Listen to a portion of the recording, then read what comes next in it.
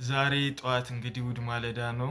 ቤተክርስቲያን ከመሄዴ በፊት መጽሐፍ ቅዱሴን ሳነብ እጅግ ያስገረመኝን ሀሳብ ላካፍላችሁ ፈልጌ ነው። ስለ መስጠት የተማርኩትን ሀሳብ ላካፍላችሁ ፈልጌ ነው። እንግዲህ ስለ መስጠት ስናስብ መጽሐፍ ቅዱሳችን ላይ ከማንኛውም ቤተክርስቲያን በላይ በዋነኝነት የሚጠቀሱት እነዚህ በመቄዶንያ ያሉት አብያተ ክርስቲያናት ናቸው። በመቄዶንያ ያሉት አብያተ ክርስቲያናት ሐዋርያው ቅዱስ ጳውሎስ በሁለተኛ ቆሮንቶስ መልእክቱ ምዕራፍ 8 ላይ እንዲህ ብሎ ጽፎልናል። ወንድሞች ሆይ እግዚአብሔር ለመቄዶንያ ላሉት አብያተ ክርስቲያናት የሰጠውን ጸጋ እንድታውቁ እንፈልጋለን ይላል። በመጀመሪያ ምን አይነት ጸጋ እንደበዛላቸው ነው የሚነግረን እና ይህ የበዛላቸው ጸጋ የደረሰባቸው መከራ ጽኑ ቢሆን እንኳን ደስታቸው የላቀ ነበር ይላል።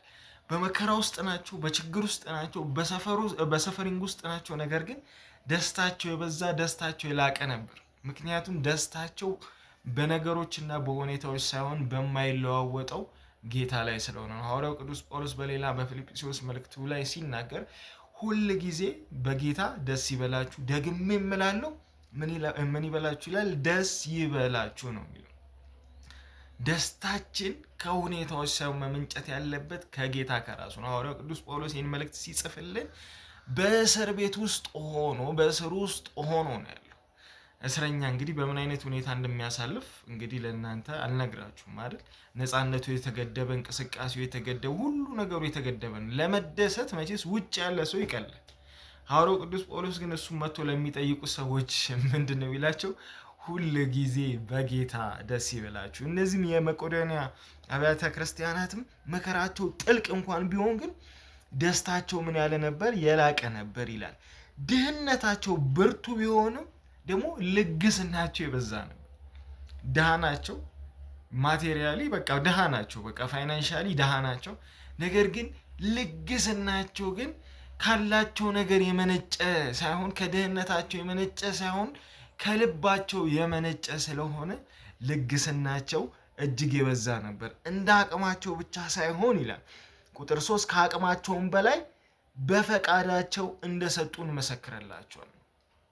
ማለት የሚጠበቅባቸው የመስጠት ደረጃ የሚጠበቅባቸው የመስጠት ሌቭል እንኳን ነበር። ከዛ በላይ ከአቅማቸው በላይ ደግሞ ማንም ሳያስገድዳቸው በፈቃዳቸው እንደሰጡ እንመለከታለን። እና ይህ ሚስጥር ከየት ነው ማለት እኔ የመቄዶንያ አብያተ ክርስቲያናትን ሳይ እንዴት በሀዘን ውስጥ ሆኖ በመከራ ውስጥ ሆኖ መደሰት፣ እንዴት በድህነት ውስጥ ሆኖ እጥፍ የበዛ ልግስና እንዴት ሊሆን ቻለ ብዬ ሳጠና የነሱን ሕይወት ስንመለከት ምንድን ነው የሚለው? እነርሱ ቁጥር 4 ቅዱሳንን ለመርዳት በሚደረጉ አገልግሎት ለመሳተፍ እድል ያገኙ ዘንድ አጥብቀው ይለምኑ ነበር። እንርዳ እያሉ ድሃ ናቸው እኮ የድህነታቸው ጥልቀት ነው እንደው የሚለው። ድሃ እንኳን ቢሆኑ እነሱ ምንድን ነው እንርዳ፣ ቅዱሳንን ለመርዳት በሚደረጉ አገልግሎት ላይ ለመሳተፍ ምን ይሉ ነበር? ይለምኑ ነበር። ቁጥር 5 ላይ ነው ቁልፉ ያለው።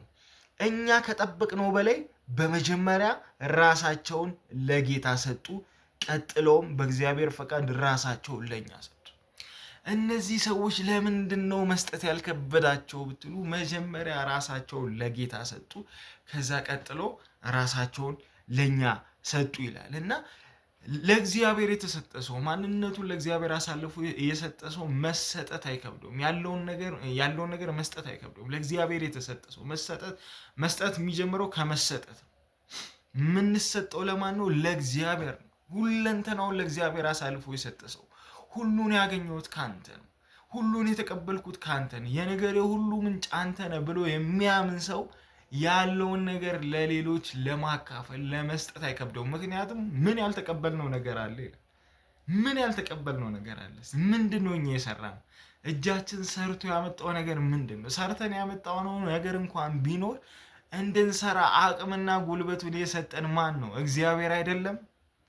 ስለዚህ ከእግዚአብሔር እንደተቀበለ፣ ከእግዚአብሔር እንዳገኘ፣ ከእግዚአብሔር እንደተሰጠው የሚያምን ሰው ለመስጠት አይከብደውም። አይ ቁልፉ እዚህ ጋር ነው። ለምንድን ነው ብዙ ጊዜ እኛ መስጠት የሚከብድን? የመሰጠታችን ልክ ነው።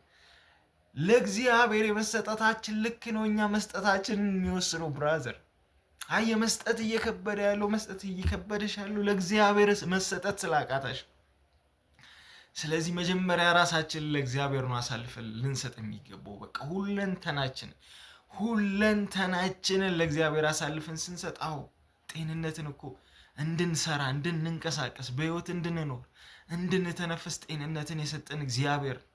ስራን የሰጠን እግዚአብሔር ነው። እንድንሰራ ጤነኛ አእምሮ ኖሮን እንድናስብ፣ እንድናሰላስል፣ እንድንወጣ፣ እንድንገባ፣ እንድናቅድ፣ እንድንተምን እግዚአብሔር ጤናን ስለሰጠን ነው።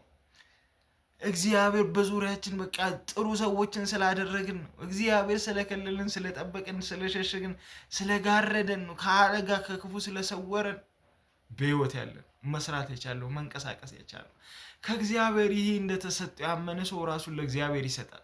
ራሱን ለእግዚአብሔር የሰጠ ሰው ደግሞ ያለውን ነገር መስጠት አይከብደውም። ስለዚህ ይህን ሀሳብ እያሰብን ለእግዚአብሔር የመሰጠታችንን ልክ እያበዛን ደግሞ ባለን ልክ ከአቅማችንም እንኳን በላይ እግዚአብሔር ጌታችን መድኃኒታችን ኢየሱስ ክርስቶስ ትዝ ይላችኋል አይደል? መባቸውን በሚያኖሩ ሰዎች ባለሀብት በቃ ፊት ለፊት ተሰልፈው ያኖሩ ነበር። ያላቸውን ሁሉም ካለው ይሰጥ ነበር። መጨረሻ ላይ ግን አንዲት ድሃ መብለት መጣችና ካላት ሳይሆን ያላትን የሰጠችው።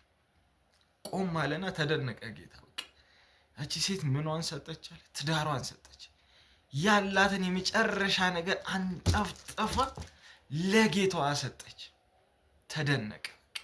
በብዙ ሺዎች ሚሊዮኖች በቼክ በምናምን ከሰጡት ይልቅ እግዚአብሔር በሷ በመበለቷ ተደነቀ።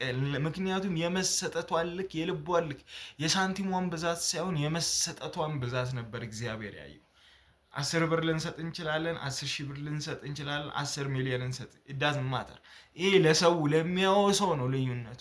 ነገር ግን በእግዚአብሔር ፊት 10 ብርን በመሰጠት ከሰጣት የመሰጠት ልክ ከሆነ በእግዚአብሔር ፊት ዋጋ ያለው ይሄ ነውና፣ ስለዚህ ስንሰጥ በማስተዋል እናድርግ። ጌታ ኢየሱስ አብዝቶ ይባርካችሁ። ይሄ መልእክት ከጠቀማችሁ፣ ጠቃሚ ሆኖ ካገኛችሁ ሰብስክራይብ በማድረግ ይህን አገልግሎት ይደግፉ። ለሌሎችም እንዲደርስ መልእክቱን ሼር ያደርጉ። ጌታ ኢየሱስ ይባርካችሁ።